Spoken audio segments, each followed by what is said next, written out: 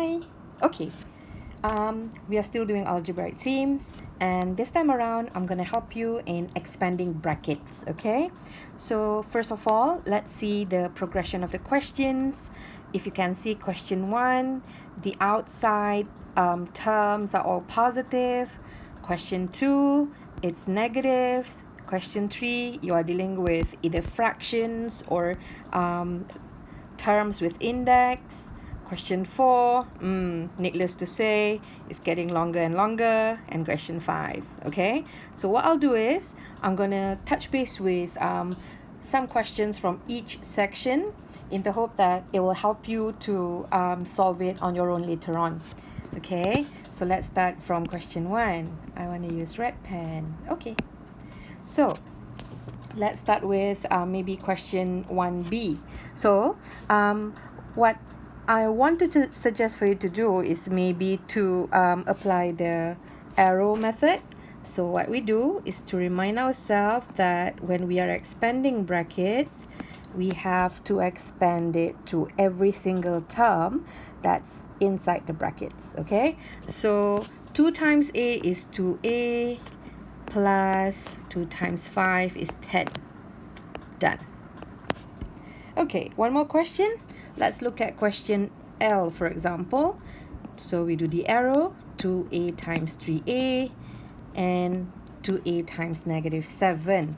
So now 2a times 3a. What you do is you do number times number first. So 2 times 3 is 6, and then a times a is a squared. And then 2 times negative 7, that's positive times negative number, so it becomes minus 14. Done. Okay, moving on.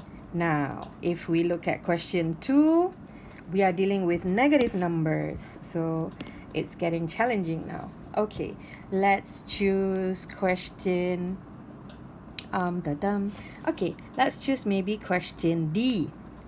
Okay, question D, you have negative 5 and you do the arrow for both, and then you just expand it. So negative 5 times positive 7, that's negative 35, and then negative 5 times positive 2t, that's negative 10t.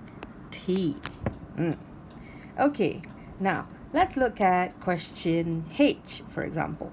Now this one, negative 2 times 4x and negative 2 times negative 9. So negative 2 times 4x is negative 8x, and then negative times negative is a positive. Ooh, and 2 times 9 is 18. Done. Okay, let's look at question 3. We are repeating the same methods, yeah? So it's pretty much self-explanatory by now. Okay, let's look at question B. Okay, so look, half, you have to have 8x and you have to have negative 4. So it becomes half of 8x is 4x, and then half of negative 4 is negative 2. Done. Okay, question J looks interesting. Okay, we do the arrow first.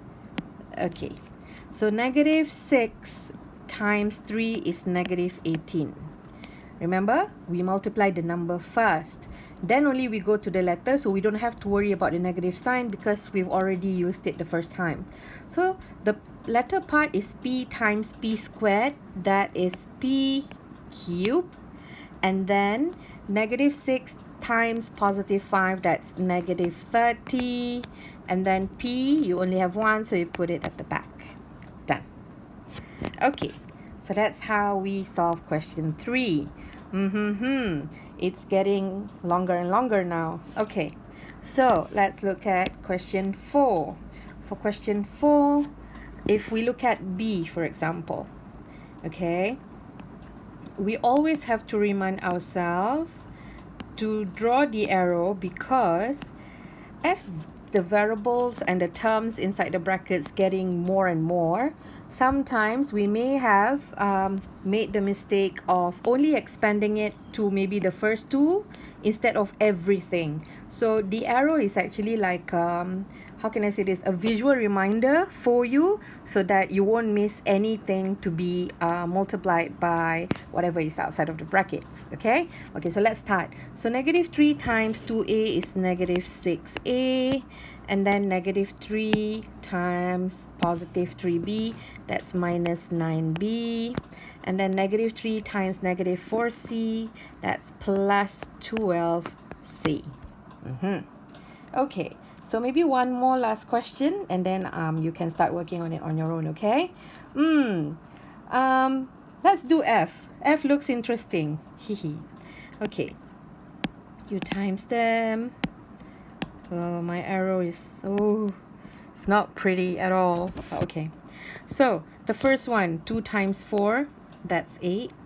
And then a times a squared, that's a cube. And then b times b, that's b squared. Okay, we are done with the first part. Second part, 2 times negative 6, that's minus 12. And then a times a, b times b, so a squared, b squared. We are done with the second part. The third part, 2 times 3, that's positive 6. And then a times a is a squared, and b times b squared is b cubed. Okay, so I hope that my explanation for this part can help you in solving the task for today's lesson. See you later.